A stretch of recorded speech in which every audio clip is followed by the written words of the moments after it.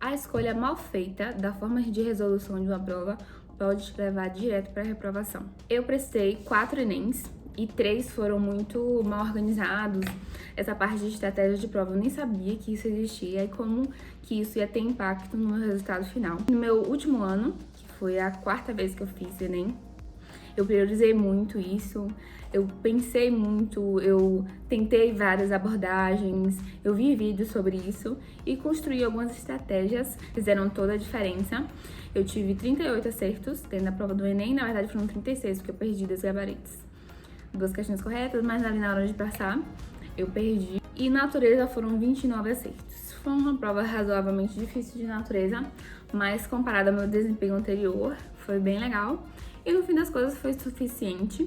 Na área do conhecimento de matemática eu tive nota 872,6 pontos. Esse meu desempenho me levou até as minhas aprovações. Aqui no canal tem um vídeo onde eu falo sobre as minhas notas. Se você tiver interesse, é só ir lá ver. Oi, gente, eu me chamo Kelly, tenho 22 anos, sou estudante de medicina. Fui aprovada em 6 universidades federais pelo curso de medicina. Em engenharia mecânica na Unicamp, no último Enem 2022. E hoje eu quero compartilhar com vocês qual foi a estratégia de prova que eu usei. Eu defendo que é preciso ter um acervo de estratégia de prova. Essa ideia eu vou desenvolver ao longo do vídeo. Esse vídeo é a última parte de uma trilogia de postagens aqui no canal que eu fiz sobre estratégia de prova. Primeiro eu postei um vídeo onde eu defendo alguns entendimentos primordiais para construir uma estratégia de prova para você. Então veja lá esse primeiro vídeo. Depois eu postei um vídeo sobre estratégia de prova para o primeiro dia do Enem. E ele ficou até um pouco longo porque eu destrinchei a estratégia que eu usei e outras que eu acho que também podem funcionar. Eu não quero estabelecer aqui que você só vai ser aprovado se você usar as minhas ferramentas, a que eu usei no dia da minha aprovação. Não, várias pessoas são aprovadas com perfis diferentes, com estratégias diferentes.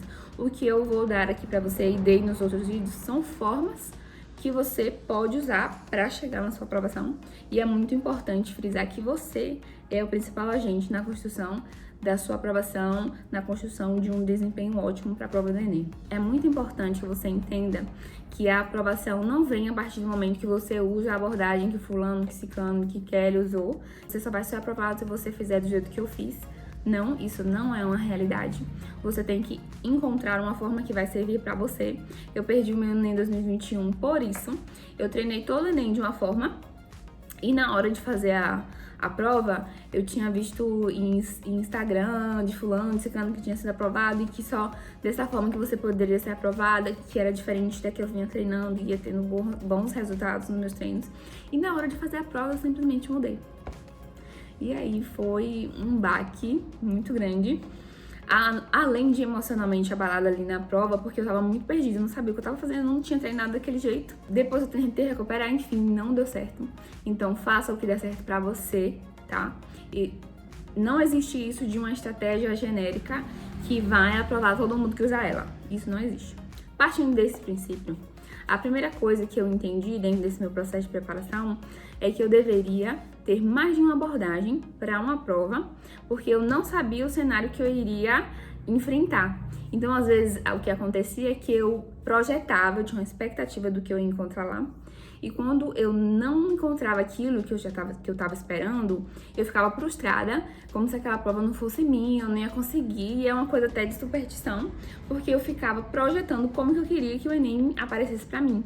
A partir das minhas sucessivas reprovações, eu deixei essa ideologia de lado e eu vi que eu tenho que me preparar de diferentes formas para, a partir do cenário que eu encontrar na hora de resolver a prova, eu escolher a melhor abordagem para aquele tipo de prova.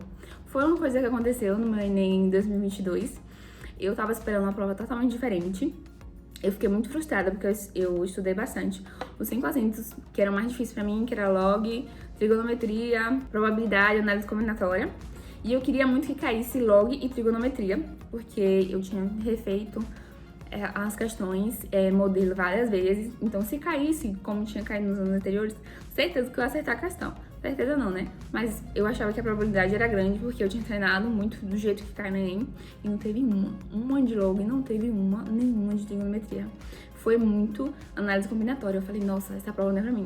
E nesse momento que esse pensamento veio, eu simplesmente afastei ele e Pensei, não, eu vou fazer o melhor que eu tenho e a partir das formas que eu treinei, do jeito que eu treinei, eu vou encontrar alguma coisa que eu vou conseguir colocar em prática de uma forma que vai dar certo. Esse aprendizado de não colocar uma expectativa na prova é muito importante.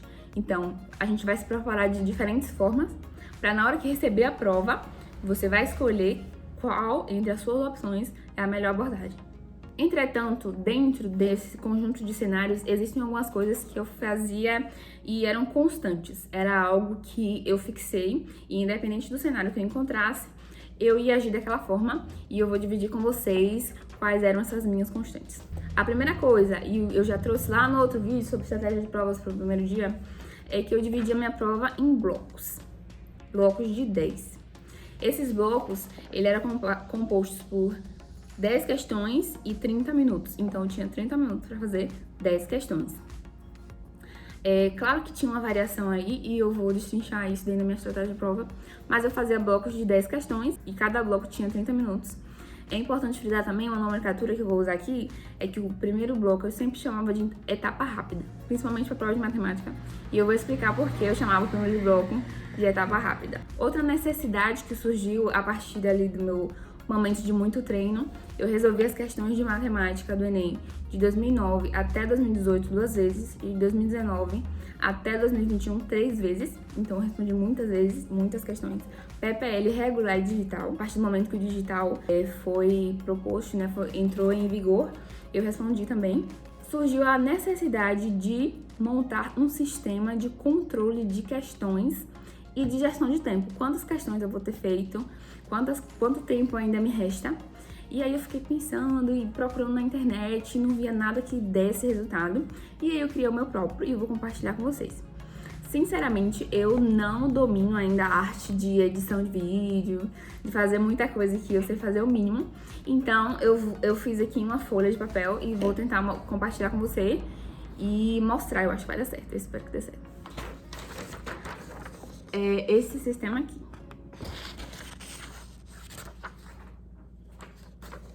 Eu acho que vai ficar invertido, né? Ficou invertido. Mas era assim, eu fazia um quadrinho no canto da folha de rascunho, certo? Então eu separava ali um quadradinho. E aí eu iria fazer 10 risquinhos, né? Cada risquinho representa meia hora, ou seja, um bloco. Então, meia hora, 1 hora. Meia hora, 2 horas. Então são 5 horas, né? Porque é o segundo dia. E cada tracinho representava meia hora. Então, e por ser meia hora, por conseguinte, representava um bloco. Então, são 10 blocos. Eu respondia uma questão e fazia um tracinho. Respondia uma questão e ela fazia um tracinho para aquele primeiro bloco, para aquele segundo bloco. Dentro dos primeiros 30 minutos, por exemplo, eu não ia colocar um tracinho na segunda linha, não. Eu ia fazer um risquinho no primeiro. Não tem as inscrições que alguns filmes trazem, que a pessoa tá presa ali na cadeia e vai tentando contar os dias e riscando. É basicamente daquela forma ali. Faz uma linha e cada questão representa um tracinho dentro dessa linha.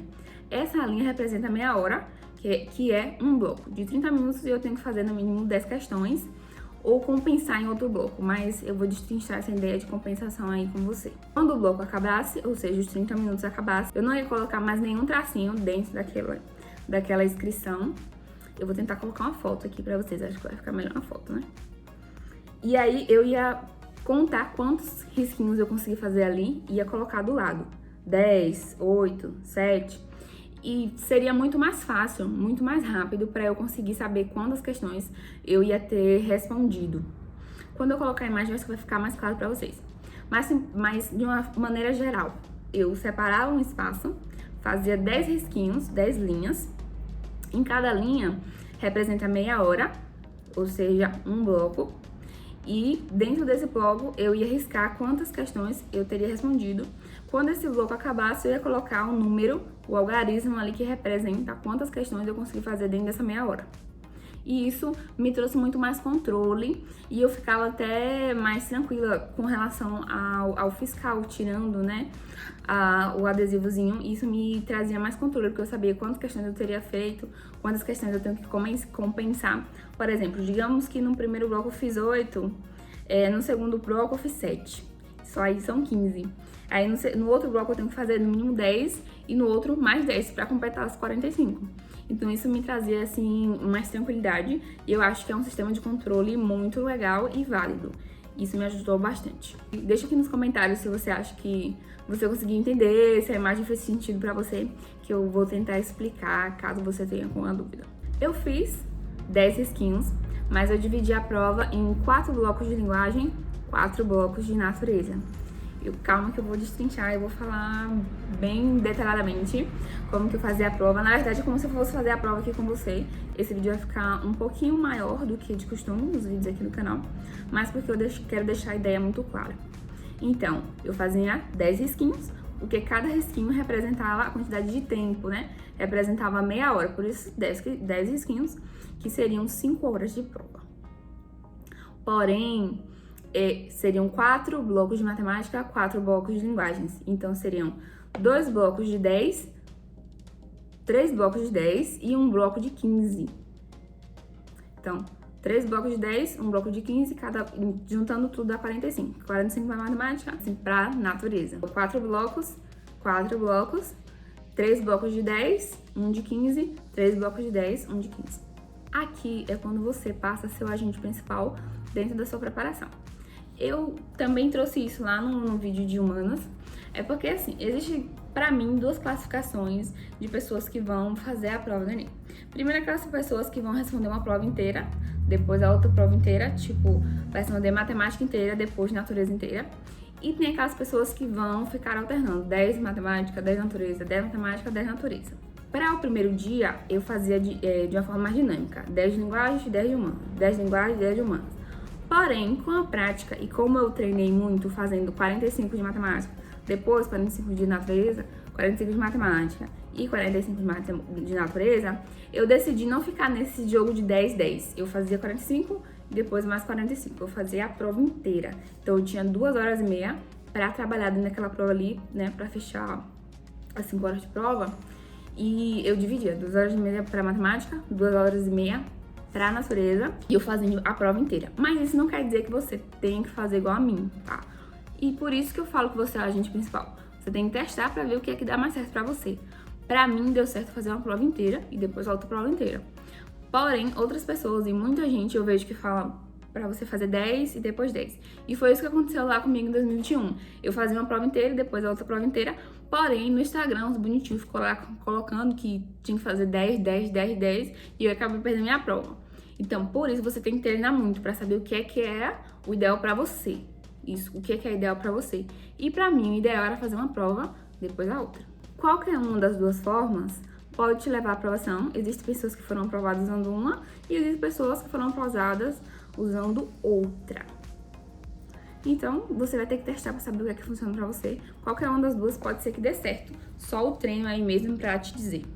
Eu vou usar como referência a minha estratégia de prova, fazendo algumas pontuações que você pode mudar aí na sua rotina, mas olhando do meu ponto de vista, o meu referencial acho que vai ficar mais fácil para poder explicar. Eu vou destrinchando as variações que podem ocorrer dentro dos cenários que aparecem pra gente de prova. Por conta da TRI, eu sempre optava por começar pela prova de matemática no segundo dia, porque é uma área do conhecimento muito valorizada e isso foi o diferencial pra mim, pra minha aprovação, tá? Eu tirei 872,6 pontos em matemática, sendo que no meu primeiro Enem eu tirei 15 alguma coisa, se eu não me engano. Eu não sei precisar a minha nota, mas foi um salto assim de 300 pontos, acho que 350 pontos mais ou menos de salto. Isso teve um impacto muito grande dentro da minha TRI, dentro da minha média final, tá? Eu acertei 38 questões, então eu apostei muito em matemática e valeu a pena. Por conta do bruxismo, por conta da enxaqueca, por conta do cansaço, eu visava começar pela prova de matemática e eu respondia ela inteira e depois ia pra prova de natureza, que eu achava mais tranquila, só a parte de física, que sempre foi um calo no meu pé, eu já falei isso entre os vídeos. Mas pelo menos química e biologia eu conseguia sempre lidar muito bem. Acho que teve uns 2 anos que eu quase gabaritei biologia, acertei acho que 14 questões de 15. E química eu também sempre tive um desempenho legal. Física que era meu calo, que física é física. E Em detrimento disso tudo, eu coloquei na balança e fixei que eu ia sempre começar pela prova de matemática. E sugiro que você faça, independente de você tenha tranquilidade, se você tenha facilidade com a prova de natureza, comece por matemática por conta da TRI. Mesmo que você gabarite natureza, com menos questões, menos acesso, você vai ter a mesma pontuação de matemática.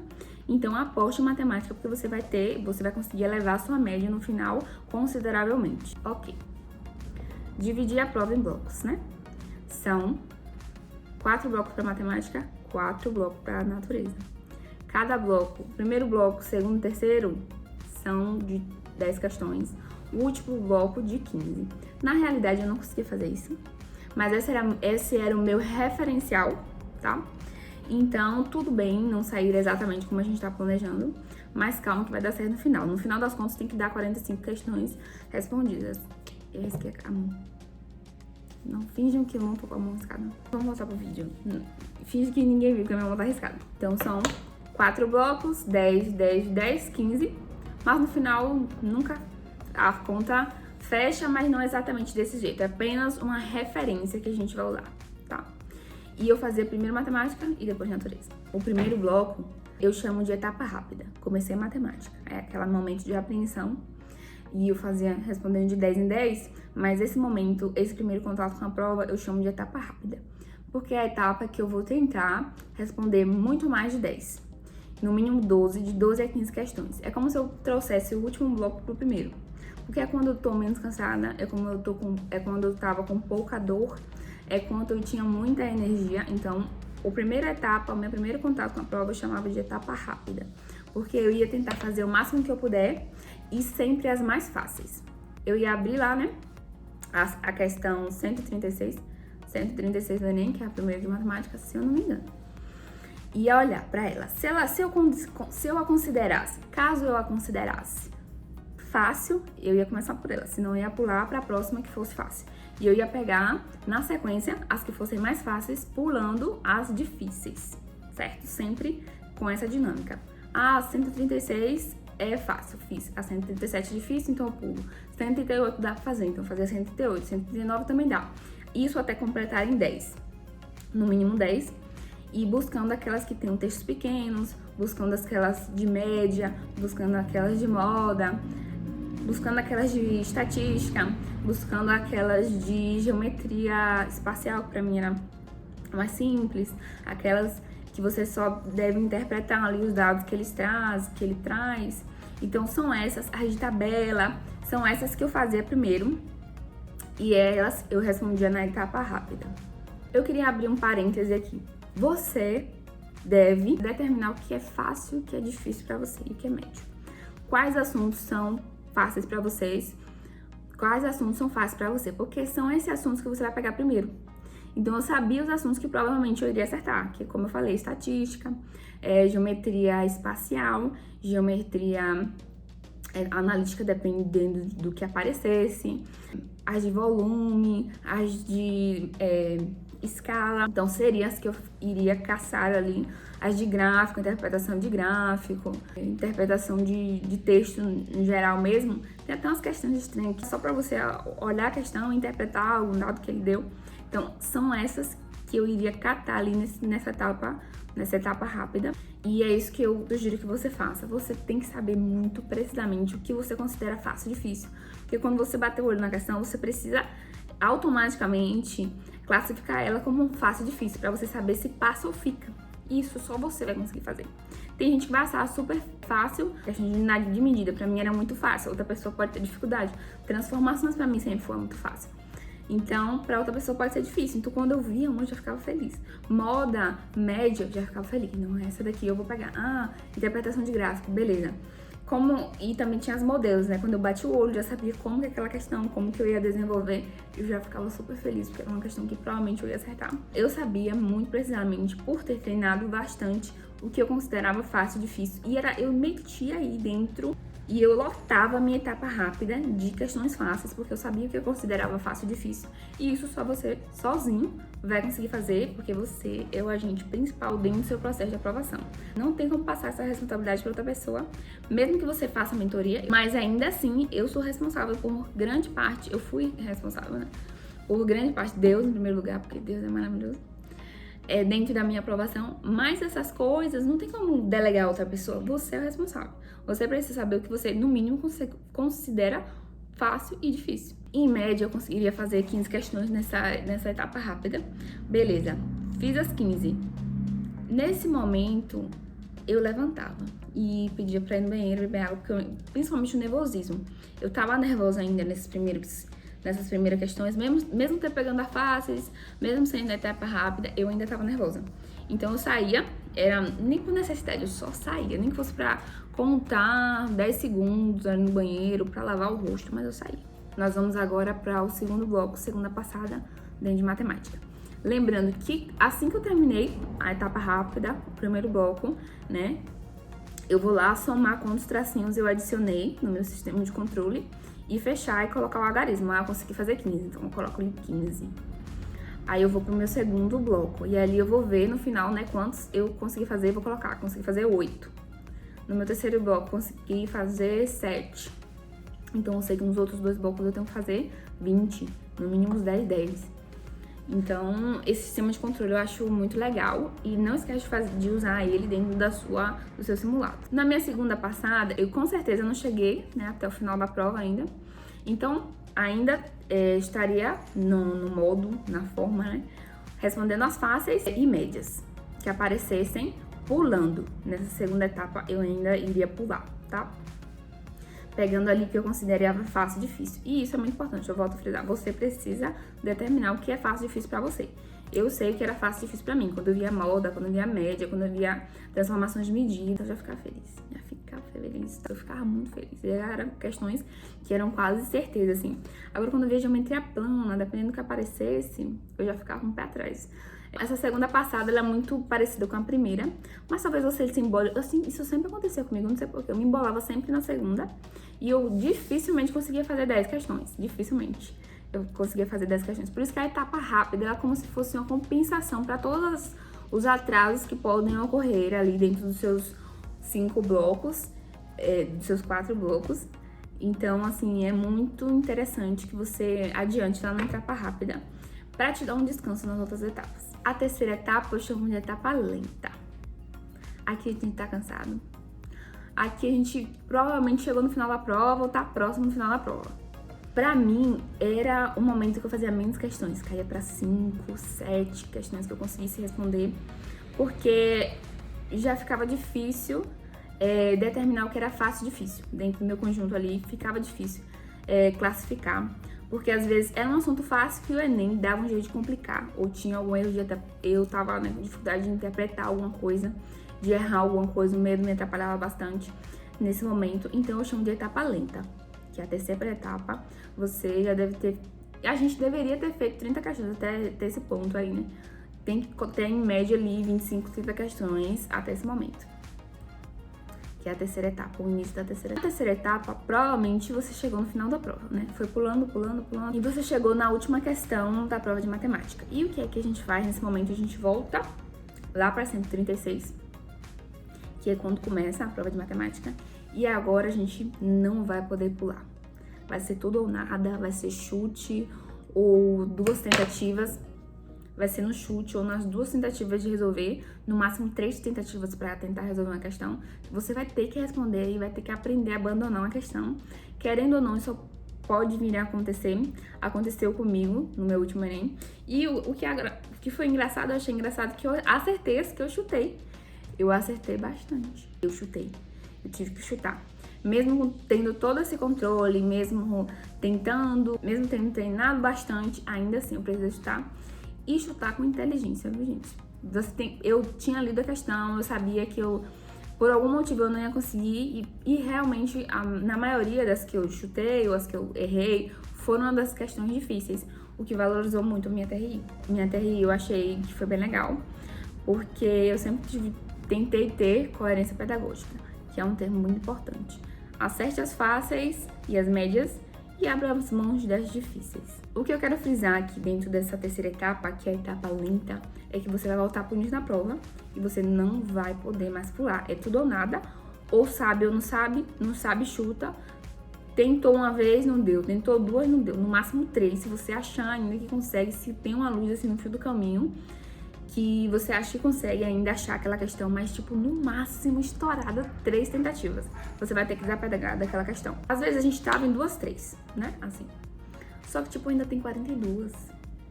E se eu fechar essas 42, 3 não vão fazer tanta diferença.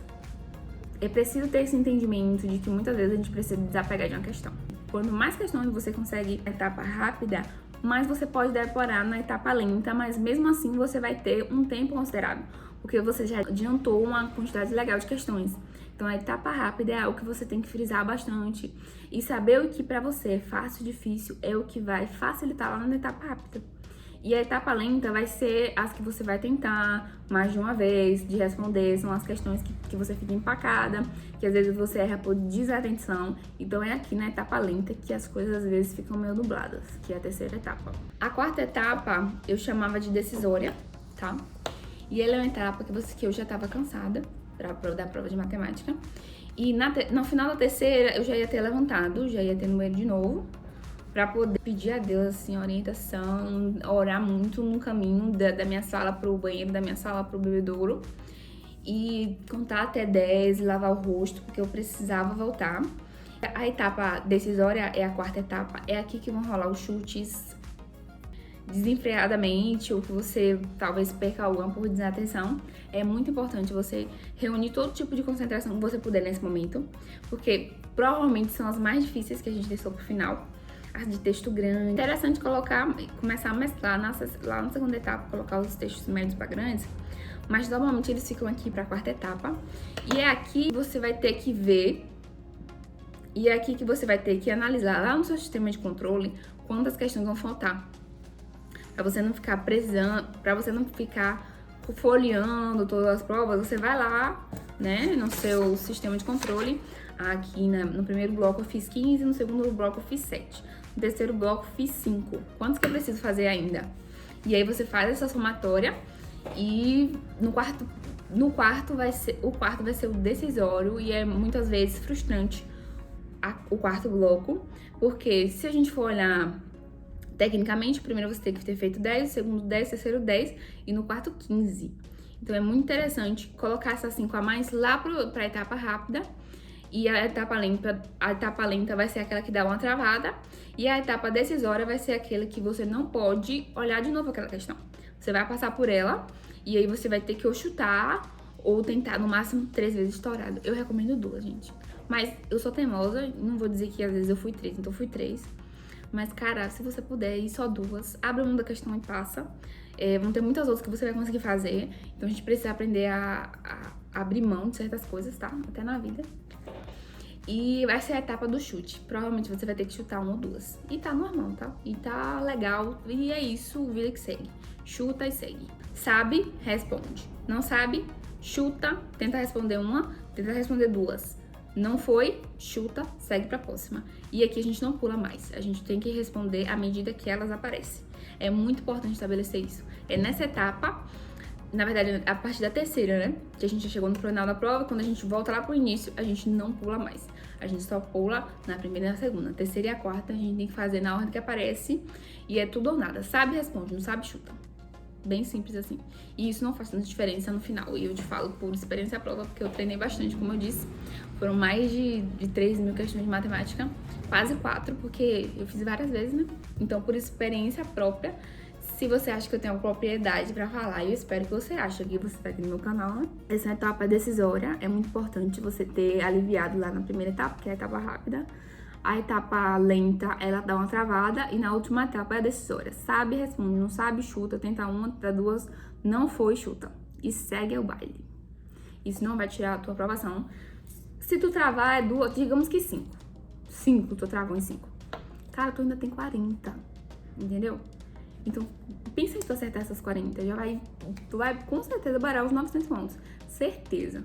Então, é muito importante ter esse entendimento claro, porque na hora da prova as coisas ficam meio turvas. Então, tem esse entendimento claro que vai dar tudo certo. Terminada a prova de matemática. Aí, acabou, tá? É um momento de alívio e ao mesmo tempo de apreensão, porque eu já disse isso lá no meu vídeo sobre primeiro dia de prova, eu respondia e passava o gabarito. Respondia, passava pro gabarito. Respondia e passava pro gabarito. Eu não costumei perder muitas questões, mas no meu Enem 2022 eu perdi 2 questões na hora de passar pro gabarito. E eu não sei dizer se foi pelo meu sistema, eu acho que teve muito a ver com o fiscal que estava na minha sala. Enfim, eu me senti apreensiva e acabei perdendo, mas essa minha perca de 2 questões do gabarito me abalou um pouco na hora, mas eu senti como foi importante me preparar mentalmente e desenvolver ferramentas mentais para encarar as dificuldades. Eu senti muitos pensamentos intrusivos, obsessivos dentro da minha cabeça e mesmo assim eu ficava afastando eles. Eu falava, não tenho tempo nem pra pensar nisso. Eu vou conseguir, eu vou sair dessa prova aqui, eu vou conseguir, eu vou dar meu jeito. Eu acho que isso foi muito importante.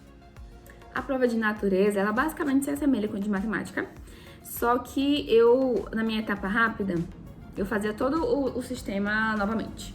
Eram 4 blocos, 3 blocos de 10, um bloco de 15, o primeiro bloco era a etapa rápida, o terceiro bloco era a etapa lenta e a quarta era a decisória. Normalmente a decisória sempre estava na mão de física e a etapa rápida consistia nas questões teóricas de física que poderiam vir a aparecer, mas basicamente era mais biologia e química. Eu saía catando biologia e química na minha etapa rápida. E aí eu também ia marcando no meu sistema de controle, e era tudo muito parecido. A primeira etapa, que é a etapa rápida, seria biologia, química e física, só parte teórica, tá? Sem cálculo nenhum, só parte teórica mesmo. Que era uma coisa que era o meu conforto, de certa forma.